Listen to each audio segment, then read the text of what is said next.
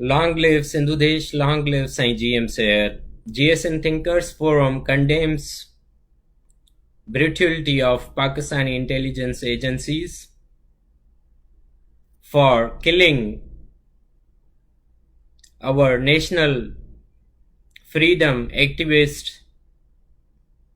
Yesterday, two bodies were found in Sindh.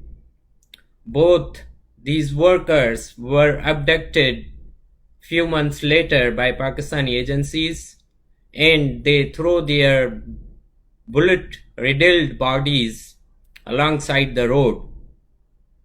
Also, we condemn abduction of our political workers 2 days before.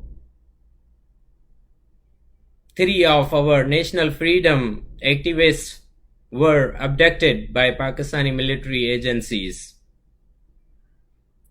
I want to appeal United Nations organization. I want to appeal USA. I want to appeal European Union. I want to appeal human rights organizations. Come forward. Help us. Help us to save our identity.